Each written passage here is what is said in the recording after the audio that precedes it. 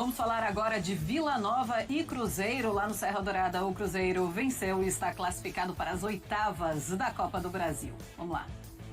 Olá, fã de esporte, um grande abraço para você ligado aqui no Sport Center e no estádio Serra Dourada. Deu novamente o Cruzeiro. Havia vencido Vila Nova no jogo de ida por 2-0 aqui em Goiânia. Venceu dessa vez por 3-0 e está classificado para as oitavas de final da Copa do Brasil. A equipe comandada pelo treinador Leonardo Jardim, que começou com um ataque formado por Caio Jorge e Gabigol, não viu nenhum dos dois balançar as redes, mas viu a equipe, principalmente o meio-campista Eduardo, brilhar na noite desta quinta-feira pela competição nacional. Vamos conferir os personagens da classificação do Cruzeiro na Copa do Brasil. Bem, em primeiro lugar, acho que foi importante o Cruzeiro jogar de forma responsável e de forma a que este jogo era o mais importante. Não pensar no Fortaleza antes. Primeira parte muito dividida, com muitos duelos. Segunda parte, eles quebraram um pouco em termos de intensidade e a nossa maior qualidade acabou por fazer a diferença. De jogadores que entraram e de jogadores que não tinham jogado no último clássico, como o Eduardo, mostrou mais uma vez que é um jogador fundamental dentro da estrutura da equipa. Eu sou daqueles sem opinião que 2, 3, 4 jogadores que nós possamos alterar não pode mudar aquilo que é o nosso DNA, não pode mudar nada em relação ao respeito de vestir a camisola do Cruzeiro. E todos os jogadores interpretaram isso muito bem, à letra. Mudámos 3 jogadores no último dia e a equipa continua competitiva. Entraram outros durante o jogo e a equipa continua competitiva e é isso que nós esperamos do elenco. As duas equipes agora se preparam para voltar aos gramados pelo Campeonato Brasileiro. Na Série A, o Cruzeiro visita o Fortaleza no próximo domingo, 8h30 da noite, na Arena Castelão. Já o Vila Nova joga um dia depois. Na segunda-feira vai visitar o Cuiabá na Arena Pantanal, 9h da noite pela Série B. As duas equipes agora focam no fim de semana no Campeonato Brasileiro. Vamos lá, temos a ficha técnica do jogo, a posse de bola 48% Vila Nova, Cruzeiro 52%, finalizações 21-15, no alvo 7-10, muito eficiente, 10 de 5 a 66%, é como se fosse 2 de 3 para facilitar a conta. Então realmente o Cruzeiro com bastante efetividade nas finalizações, grandes chances 4-3, ações da área rival 22-17. Zupac, temos um Cruzeiro, porque assim, o Vila Nova tá muito bem na Série B. É um time que se defende bem, uma defesa muito forte. E a gente tava falando até do Palmeiras, aquela coisa de como todo mundo se complicou, o Palmeiras não, o Cruzeiro também não, e era um adversário complicado. Temos um Cruzeiro? Temos um Cruzeiro, assim, o que a gente tem visto nesse trecho da temporada, a gente pode excluir a campanha fraquíssima, né? Foi o adjetivo que eu resolvi escolher, poderia escolher piores. O que o Cruzeiro fez na Copa Sul-Americana, os próprios jogadores falaram em vergonha, os jogadores falaram mesmo, né? A cada derrota, a cada tropeço. O andamento do trabalho do Leonardo Jardim mostra que o papelão que o Cruzeiro fez na Sul-Americana é ponto fora da curva do caminho que esse trabalho vem trilhando. Muito bem no Campeonato Brasileiro, muito bem na Copa do Brasil e da maneira que o Leonardo Jardim queria que esse time jogasse, uma maneira mais competitiva num primeiro momento, aos poucos, né? Primeiro, a primeira fragilidade da equipe que ele atacou foi o aspecto competitivo, tirando jogadores mais técnicos, colocando gente mais competitiva mesmo, com mais intensidade para jogar, e a partir daí, da primeira resposta que o time deu nesse sentido, ele começou a incrementar mais a parte ofensiva. Então o Matheus Pereira subiu de rendimento, o Gabigol subiu de rendimento, hoje o Eduardo fez 2 belos gols, hoje a gente viu Pereira, Gabigol e Caio Jorge jogando juntos, porque o que a gente vinha vendo ultimamente é o Caio como centroavante fazedor de gols e o Gabriel brigando com o Matheus Pereira pela vaga, né? Porque o Matheus vinha jogando como um segundo atacante, não como um meia. E o Gabigol também, então eles estavam brigando pela vaga. Hoje, sem o Wanderson, jogou o Matheus Pereira com o Gabigol, com o Caio Jorge. Então ele vai aos poucos, e aí eu tinha essa impressão que se de fato ele conseguisse formar um time forte, aos poucos ele tentaria reconduzir os caras que ele foi tirando. O Dudu não quis pagar pra ver, o Dudu armou aqui zumbalante e foi-se embora, o Gabigol esperou e aos poucos está voltando ao time com qualidade. É um Cruzeiro interessante. Estou curioso para ver a janela, porque o Jardim falou em alguns momentos que ele, assim, quando o trabalho estava engatinhando ainda, ele falou, e eu nem pude contratar ninguém, então eu imagino que na janela de agora ele vai tentar trazer jogadores com o perfil que ele gosta mais, para transformar mais ainda o Cruzeiro. Então é um time competitivo, não é um time brilhante, não é um time pronto, mas é um time que se mostra agora muito mais apto a brigar por aquilo que a gente imaginava que o Cruzeiro brigaria do que no começo da temporada. E você vê que é um time, né? É isso. É uma equipe de futebol. Você pode achar que ela pode jogar mais, e eu acho que também deve jogar e vai jogar. Mas hoje há uma organização, hoje existe uma ideia para ser melhor do que o adversário, que é clara quando você acompanha o Cruzeiro. Existe uma progressão, o Cruzeiro está jogando melhor.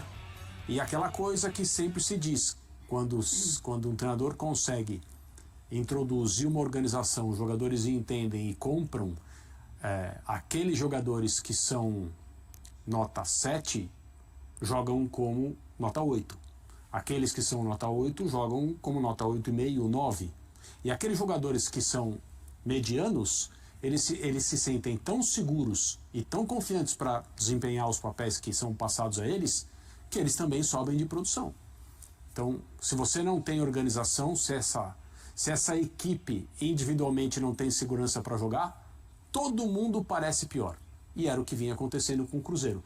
Então agora eu acho que hoje o torcedor vê o Cruzeiro jogar e encontra a qualidade técnica que ele quis ver imediatamente quando vários jogadores foram contratados.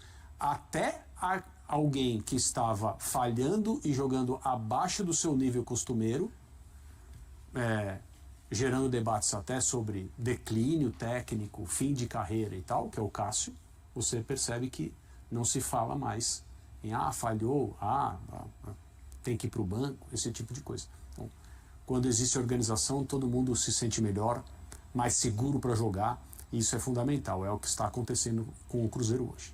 E o quão importante é aquela entrevista do Pedrinho, né? Quando ele olha para o Leonardo Jardim, ele fala, o Leonardo Jardim vai fazer o que ele acha que deve. Sim. Porque quando chega o Dudu, quando chega o Gabigol, a impressão que a gente tinha é, aqui ninguém vai mexer. Qualquer treinador que chegar aqui vai colocar esses dois jogadores, eles serão os titulares e não terá muito como você mexer muito na estrutura dessa equipe. Quando ele fala, o Leonardo Jardim está aqui e ele vai fazer o time de maneira como ele acha, ele começa a ter essa tranquilidade e o time começa a responder. Eu acho que ali é o divisor mesmo de águas do Cruzeiro, pra gente ver esse Cruzeiro que estamos vendo agora. Quando ele percebe que ele gastou o dinheiro ou parte do dinheiro errado. E é o dinheiro dele, também, né? E é o dinheiro dele. Não todo, mas percebeu que ele gastou parte do dinheiro errado e ele chamou alguém para consertar. Sim. Né? E não que o Diniz fosse o culpado, o Diniz não era o culpado, mas o Diniz não conseguiu trabalhar bem no Cruzeiro, nem com o elenco do ano passado, nem com o elenco desse ano. Assim, o elenco desse ano ele teve 4 jogos, né? Vou até tirar da conversa, mas o do ano passado ele não conseguiu trabalhar e veio o Leonardo Jardim, que é um bom treinador, um cara de times equilibrados, e vem transformando o Cruzeiro num time equilibrado. O Cruzeiro não é uma máquina ofensiva, o Cruzeiro não é uma fortaleza defensiva, ele é um time que se tornou primeiro um time competitivo e depois está se tornando um time equilibrado e jogadores vão ganhando. Tipo, o Eduardo, por exemplo, era um cara que estava tentando encontrar o seu espaço. Hoje fez 2 belos gols, importante para ele. O Lucas Silva hoje ficou no banco, mas é um cara que vem fazendo uma boa dupla com o Lucas Romero, ganhando a sua condição. Perdeu o Matheus Henrique machucado, que é um cara muito importante, mas tem Christian e Wanderson, pensando no time titular, não no de hoje, indo bem pelos lados. Então vem todo mundo ganhando e os jogadores vão se recuperando, né? Então é um momento interessante para o Cruzeiro na temporada. Eu quero te ouvir sobre um jogador que sempre vai cair no debate, que é o Gabigol, que ali a gente viu no gol do Eduardo a parede que ele faz, e me chama a atenção alguns elementos do Gabigol 25, que não tá dando trabalho, assim, no blá blá blá, a gente tem até uma tela sobre ele, 20 jogos, 15 como titular, 9 gols, 2 assistências, minutos para participar de gol 117, uma assistência diante do Vila Nova. Dá trabalho, assim, de ficar conturbando ali o ambiente, não sei quanto o caso do Dudu serve de modelo. Porque o Gabigol foi pro banco antes do Dudu, até o junto com o Dudu, e ele ficou isso. Ele hoje reserva ainda no time. Ainda assim é bom ter um exemplo. Aquele exemplo que eu acho melhor não. Mas eu acho muito interessante quando um jogador se coloca num determinado papel que é um pouco abaixo do que ele está acostumado e trabalha para voltar. Me parece que ele está no barco cruzeirense, ele está remando com os outros. E ainda mais quando esse cara é o Gabigol, né? Porque não isso. esperávamos isso dele, né? Isso, um jogador contratado com esse perfil, né? Para representar essa era de maiores investimentos, jogadores de renome. O Cruzeiro aproveitou-se que houve um desgaste irreversível no relacionamento entre o Gabriel e o lugar onde ele era ídolo. Ídolo. Você falava no Gabriel e no Zico, não é pouca coisa. E ele quis ir embora. Quis e foi, né? E escolheu o Cruzeiro. Uma oportunidade para todo mundo aí para ser feliz. E o Gabriel é um jogador às vezes impulsivo, às vezes ele toma decisões que a gente critica e assim, faz parte, né? Só que ele tem vivência. E ou o episódio com o Dudu serviu de alerta e um ensinamento, ou a cabeça dele já estava diferente para esse novo momento de carreira em um outro clube, no qual ele tem que conquistar a torcida, e para fazer isso ele precisa se entrosar com seus companheiros, ele precisa se dar bem com o seu treinador, ele precisa ter a confiança desse treinador, o treinador já mudou, né? Então, não existe prejuízo individual quando há sucesso coletivo. Ele sabe que para ele ser ídolo, fazer um monte de gols, ganhar troféus, fazer gol em jogo decisivo como ele fez durante praticamente todo o seu período no Flamengo, o time precisa funcionar. O time tem que olhar para ele como o jogador que vai decidir e não como o jogador que vai salvar todo mundo com a sua capacidade individual, mesmo porque ele também precisa recuperar o seu melhor nível técnico, jogador que ele está acostumado a ser e não foi, pelo menos nos últimos 2 anos na carreira dele no Flamengo. Então eu acho que ele está entendendo o momento e a tendência é ele subir junto com o time do Cruzeiro. E aí um vai alimentando o outro. E aí é uma boa perspectiva para todo mundo também. Satisfeito com a classificação para as oitavas de final da Copa do Brasil, o técnico do Cruzeiro, Leonardo Jardim, compartilhou uma informação interessante. Tem sido desafiador definir a escalação nos últimos jogos. A razão é que os jogadores tidos como reservas têm se destacado bastante. 2 ou 3 atletas que entram não podem transformar a nossa essência. Apesar das alterações, a equipe permaneceu competitiva. Hoje, é mais complicado escalar o time do que era um mês atrás. Todos têm entrado bem, comentou o treinador português. Na partida desta quinta-feira 22/5, em que a Raposa derrotou o Vila Nova por 3-0, Jardim decidiu poupar 3 jogadores, o lateral direito Fagner, o volante Lucas Silva e o atacante Wanderson, que foram substituídos por William, Gabigol e Eduardo, que marcou 2 gols.